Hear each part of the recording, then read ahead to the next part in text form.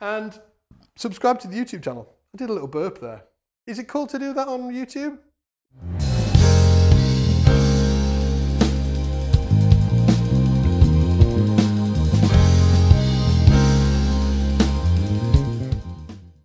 Hey, how you doing, guys? So today I'm going to be looking at what I think is one of the most powerful tools a bass player can have in his skill set, in his knowledge, you know, the knowledge that you have as a bass player. And you can really, what we're going to be talking about today can really make a difference to not only your bass playing, but also all the musicians around you as well. And it's a really key part it's a real key part of understanding, you know, what we should be doing when we're playing bass, okay? Now, the reason why I wanted to do this lesson is because I was doing a live session with all the Academy members over at Scott's Bass Lessons a few weeks ago, and this question came up and it's been asked a few times.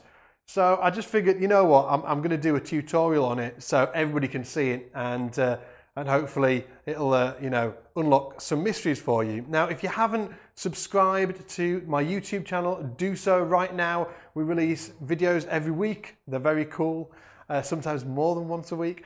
And also go over to scottsbasslessons.com and sign up for the free toolkit as well. You can do that via the link if you're watching this on YouTube underneath this video.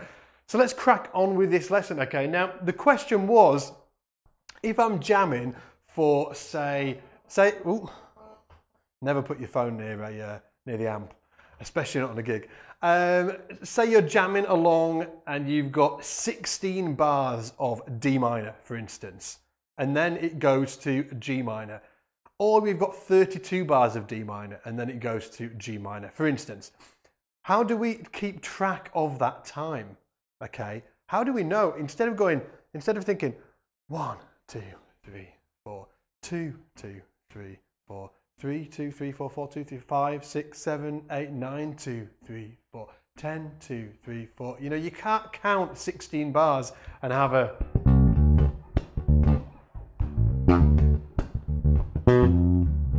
You know, you can't be counting up to 16 or 32 in your head, playing some funky grooves at the same time. It's going to blow your mind. It will blow mine. So let's just write out 16 bars of D minor so I can show you some different techniques you can use to map out where you are within a long section of one groove, okay? So we've got D minor. I'm going to use some, let's say it's D minor 7, okay? I'm going to use some common cymbals, 1, 2, 3, 4 bars, okay? That's the 4th bar, and we're going to have 16 of that. So if you haven't seen this sign before, it just means repeat the previous bar. It's a really important sign to understand that. So then we've got another bar of D minor, okay, and then another one. And just writing out this, you can understand how people start to get lost, right? Now, as bass players, it is in our power to keep the rest of the band in place. It is in our power to do that, and that's what I'm going to be talking about today. And what you'll find is, using this skill, people will want to play with you because they'll have you in the band and they'll wonder why, well, how come it always works with that guy, you know, and it doesn't work with other bass players? How come when we play with that bass player, we never get lost? Okay, so you're not only going to be helping yourself, you're going to be helping all the other musicians as well. Okay, now, so first of all, a couple of pointers before we get into this, okay? So this is 16 bars of D minor, and then maybe the next section it goes to a G minor, or maybe we're doing So What by Miles Davis, that goes to an E flat minor, okay? That's got 16 bars of D minor. And in fact, So What's a great example of this. How many, you know, you might have not have watched bands playing So What. Trust me, I have seen, man, countless bands get lost in the form of So What. All it is, you know, 16 bars of D minor, 8 of E flat minor, and 8 of D minor, and then back to the top, okay? It's not hard. But because of these huge repeated sections of one chord, people tend to get lost. And we can, as bass players, we can stop that happening. Drummers, you can do that as well, but you know, that's a different lesson. We'll talk about that another time. In fact, just talking about that, I have a friend of mine who's one of the top drummers in the UK, and when I play with him, I'm always blown away by just the way he ties the band together without saying anything. Just the way he plays and the way he structures his performance, and the things he does, and this is what we'll be talking about today, it just stops people getting lost. So whenever anybody's talking about a drummer, you know, his name is always coming up on top because they're like, oh, let's get him because he just, you know, it's just so easy. He makes it easy for the rest of the band to play with. And that's what we need to be doing as, you know, as bass players as well. Now, if you're a guitar player and watching this, you can do this as well. And other musicians can do this as well. But obviously, we're talking about the bass today, so we're going to keep it bass related. So we've got 16 bars of D minor, okay? And what the important thing is to see how I've written this out, okay? Music generally is felt in groups of 4, okay? So we've got 4 beats in a bar generally, you know. Yes, sometimes we have 3 beats or 7, 8 or 9, 8. But let's generalize, okay? So we're going to feel 1, 2, 3, 4. But not only are we feeling, let's just put 4/4 up here so we know what time signature it's in. Okay, so not only are we feeling it in 4/4, we should always remember that generally music is grouped into bars of 4, 8, 16, 32, 64, etc., etc. If you take any common pop song or rock song, punk song, whatever it is, you'll generally find that it is, you know, based on groupings of 4 bars or 8. Everything's divided, can be divided into even numbers. Great writers like Burt Bacharach pulled away from that. They had bars of 5 or a bar of 2/4 and things like that. Now that is songwriting techniques and that's a different tutorial as well. But I'm generalizing here. You know, 99.9% of tunes can be, you know, generally divided into bars of, you know, even numbers, so bars of 4. So I'm always, when I'm playing a tune, I'm always really trying to feel exactly where that bar of 4 is. Okay, 1, 2, 3, 4, 1, 2, 3, 4, 1, 2, 3, 4, 1, 2, 3, 4. That's your bar of 4. So I'm not counting 16 bars.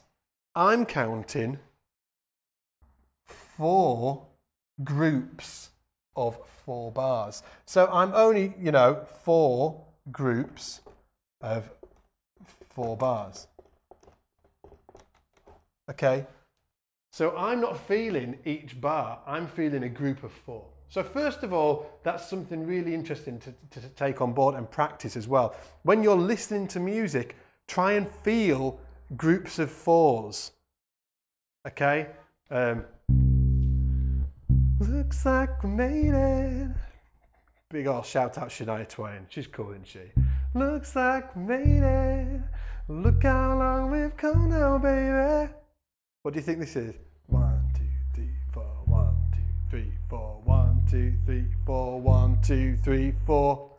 Or even if we could counting it in these, 1, 2, it's just twice round that pattern. 1, 2, 3, 4, 2, 2, 3, 4, 3, 2, 3, 4, 4, 2, 3, 4, 1. So that's your group of 4. So it's really important that you practice listening to music and just mapping out where those 4-bar patterns are, okay? And getting used to doing that.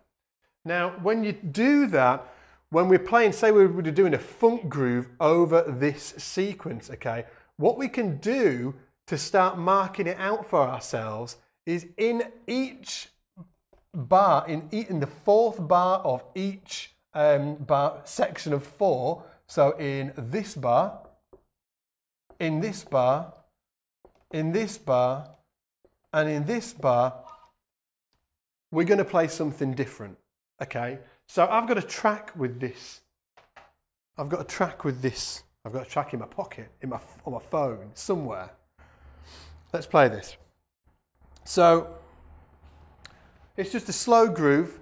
And what I'm going to do is I'm going to play 16 bars of D minor. And every 4th bar, I'm going to do something just a little bit different with the groove. Okay, just every 4th bar. It could be the same thing, it could be something different each time, but it's just, and it doesn't have to be huge, it could be just something. Now that, when you're playing in a band, is a big deal because you're subliminally marking it out for the rest of the band. they might not be doing this. They might not be counting in. A great musician will obviously be doing this naturally, but whoever you're playing with might not be at this stage yet. But when you add a little subliminal, just a something, it doesn't have to be a fill, it could be a fill, but it could be just something. You're actually subliminally marking out this pattern for them. And that's where you'll get that, hey, how come when I play with John Smith, I never seem to get lost, but when I play with other bass players, I seem to be all over the place. That's where this works, okay? So let's listen to this and listen to this. Let's listen to this.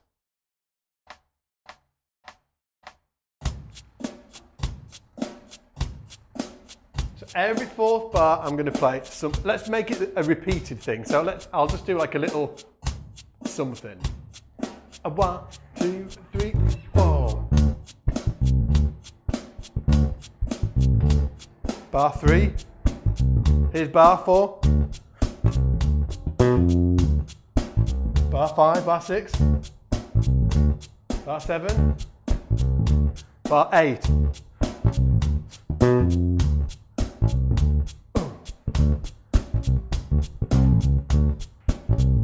Here we go.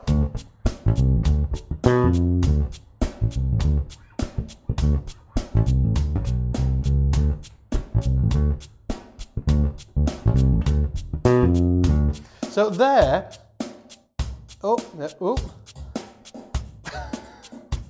there, I'll just stop that.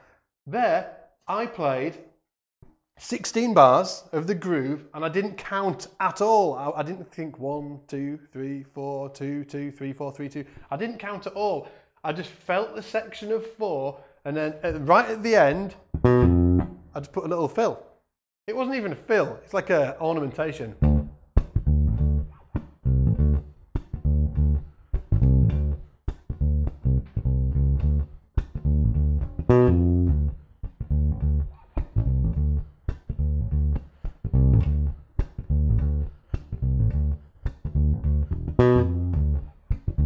So what you're doing is you're marking out those 4-bar sequences. Now I use just which is just a standard little blues kind of thing over that D minor. You could mix it up. You don't have to play the same thing all the time. Now I'll play it, and I'm going to play something different on every 4th bar. Okay, something different on every 4th bar. It could be a little fill like that. It could be something like that. It could be something more like a fill. So obviously the chromatic little run-ups that I just did, that's not really a fill. So, and this is a great bit of homework for you. Take this groove, I'm going to make it downloadable. Just hit the link below this video, it'll take you through. Follow the instructions, you can download it. I want you to do something different on each 4th bar, on the end of each grouping of 4. 1, 2, 3, 4, 1.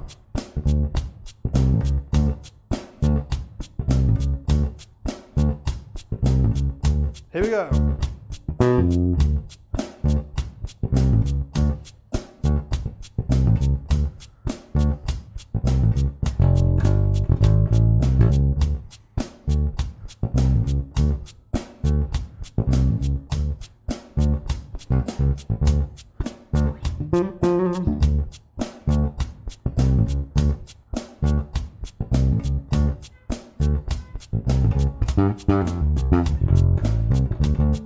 Okay, so there,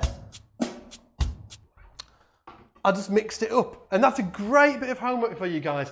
Just, get this groove and try and do 64 bars of D minor and always know exactly where you are in that 64 bars using this simple technique, Now, you don't have to, every 4th bar, you don't have to play something.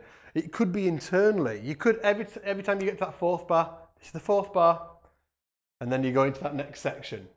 And then this is the 4th bar, and you go into this next section, okay?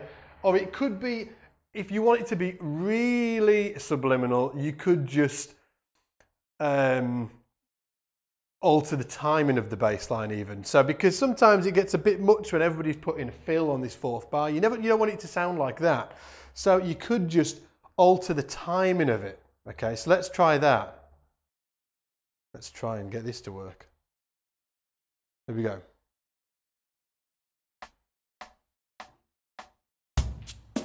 So we're just going to alter the timing of the fourth bar. So we're going to go ba, dum, ba, ba, dum, ba. Okay. 1, 2, 3, 4.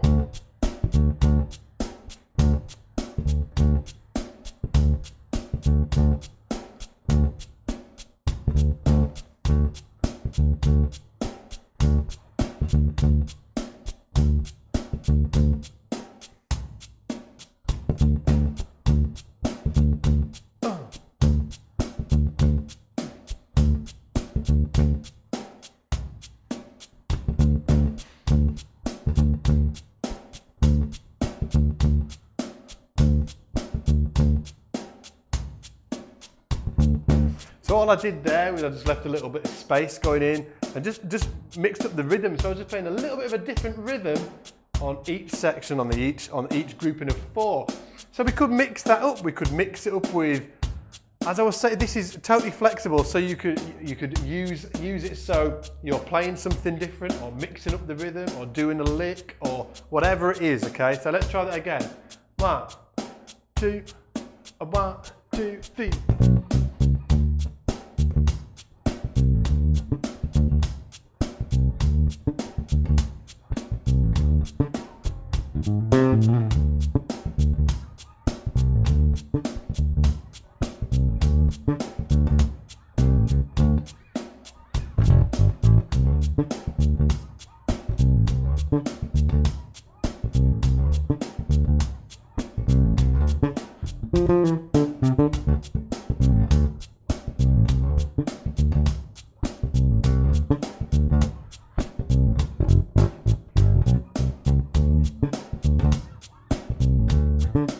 So this is the next time round.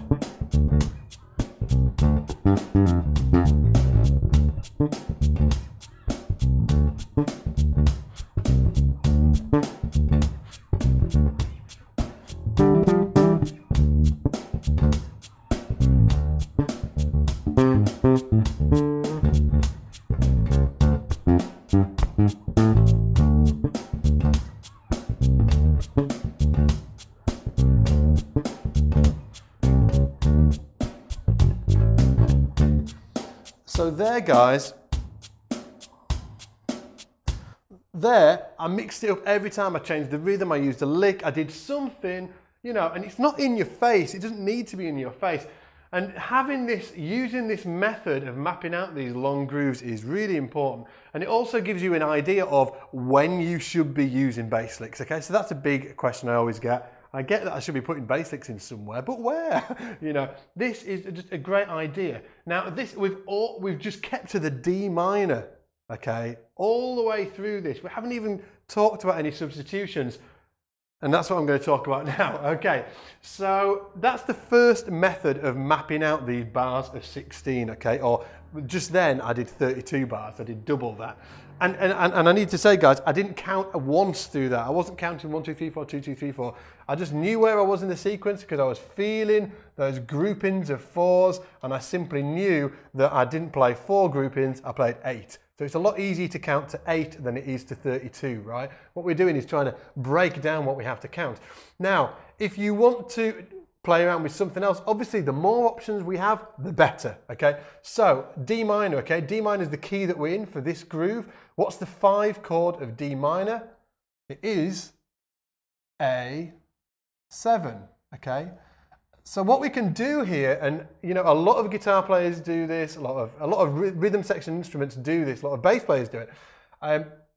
We can substitute that 4th bar, we can throw in the 5 chord. Even though everybody's playing the D minor, okay? Everybody's playing the D minor, we're going to start throwing in that 5 chord, and it's going to sound like this. So you could do it in several different ways. Bar 2, bar 3, here we go. So there, all I did was went chromatically up to the A, put the major third in of the A7. It doesn't matter if, I know some people will be thinking, you know, the C sharp is in A7, but it's not in D minor. It's okay, it's okay. This is it's a substitute chord. Substitute chords don't always have to be within that key. It's giving the line tension, okay? Tension and release. The tension comes here as we, as we point at that A7 chord, the 5 chord, and then when it gets to this D minor, the tension releases, okay? Music is also all about tension and release. So we played the 3 bars of the D minor, and on the 4th bar, we hit that A7, that 5 chord. Again, I'm going to do something, I'll do it with the track in a minute. So 1, 2, 3, 4.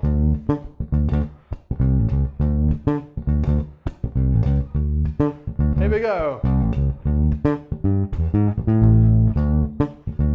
All I did there is just chromatically up to the A and then played the A down there.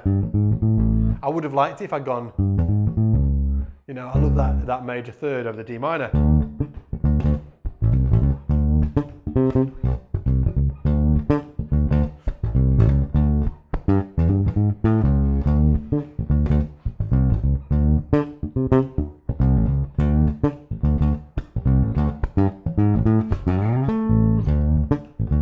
Again, just throwing that A7 in there, major third of A7, octaves. Would have sounded probably cooler if I did the 7. Okay, so.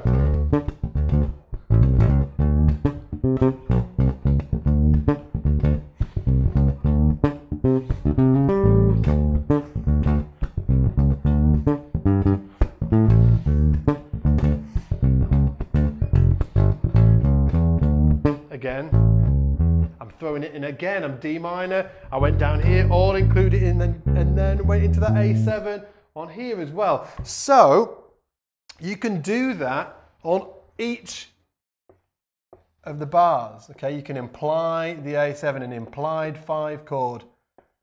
This is super, super commonplace. When keys players are playing generally, they won't just play, you know, 64 bars of D minor, they'll be implying 5 chords. It's you know, this is just common practice.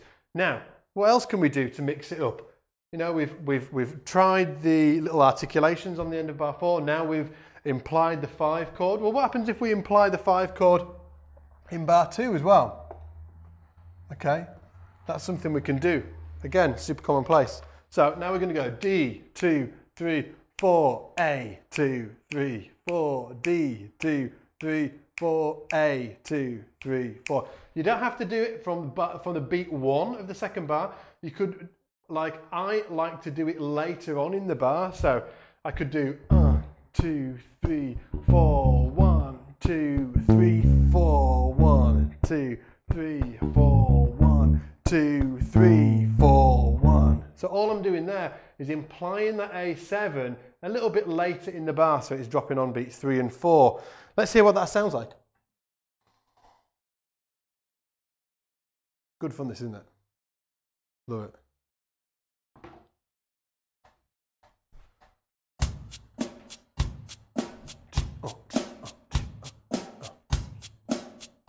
Here we go. 1, 2, 3.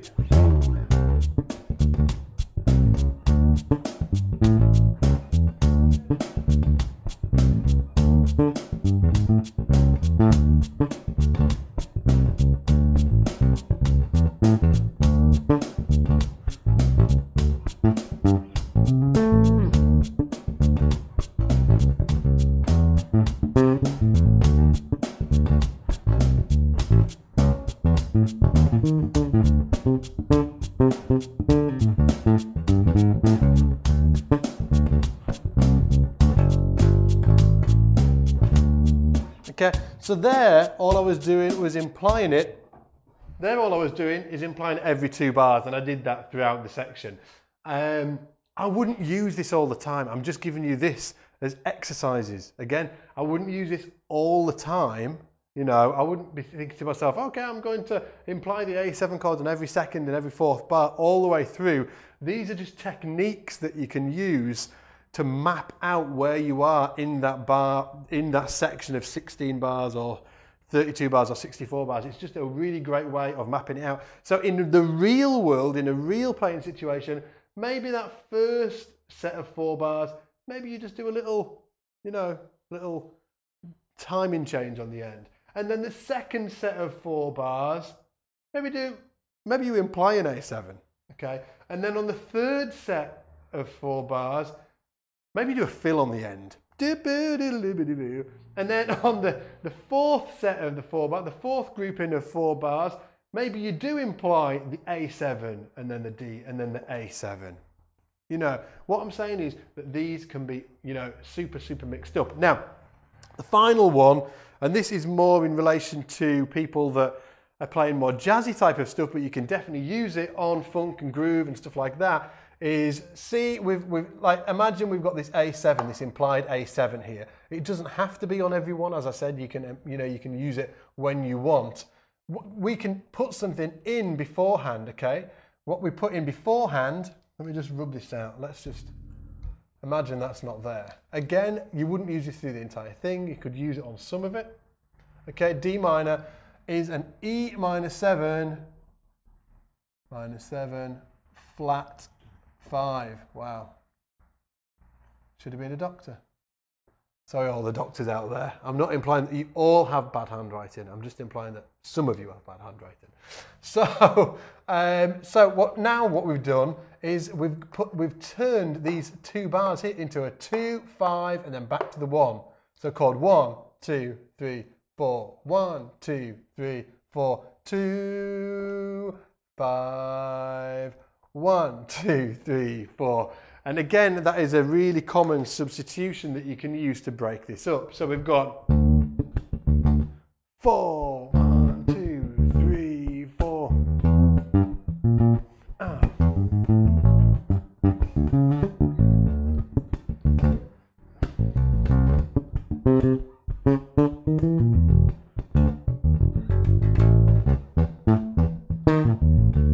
So all I did there, don't do to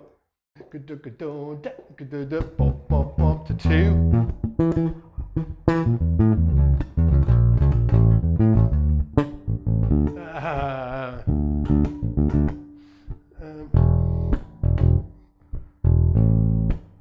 Okay, and again, it's just mapping out. It's giving it that different sound. Again, let me just play that with the track because it's super cool. And what you should do with these guys is write down everything I'm telling you and then work through each one.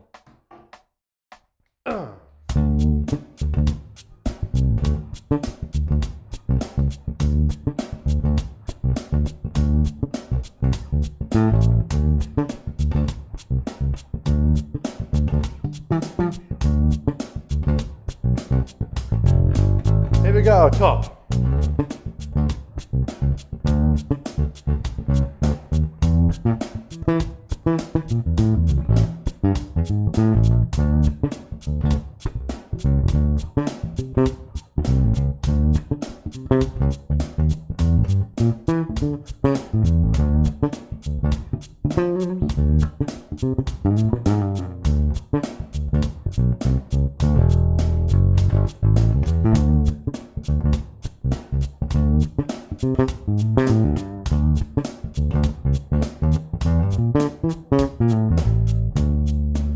Okay, so personally, when I was playing that, I thought this sounds a little bit forced, but in the you know, in a real situation, it would sound better. I'm just doing it over and over now, just to, you know, to make a point. But all you do, 2 bars of D minor,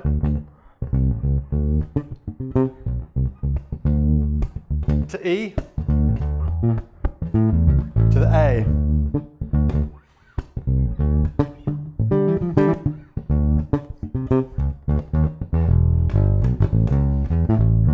To the A, E to the A. So again, really important. And again, you can use that substitution on any of them.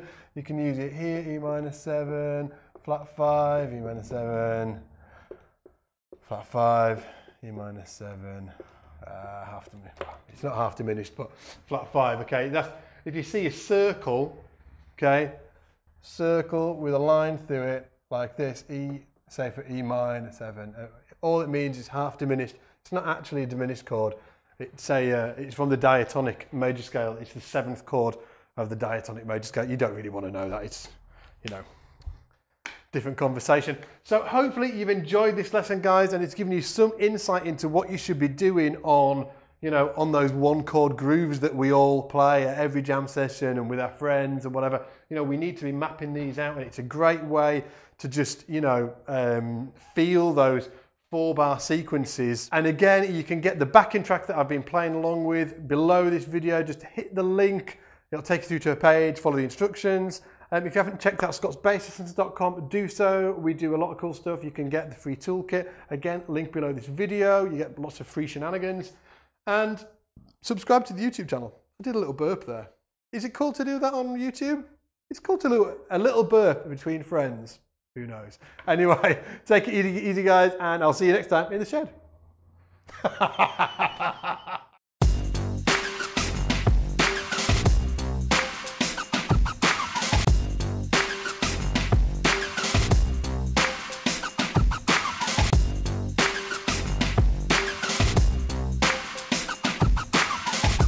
The 2015 Kickstarter challenge.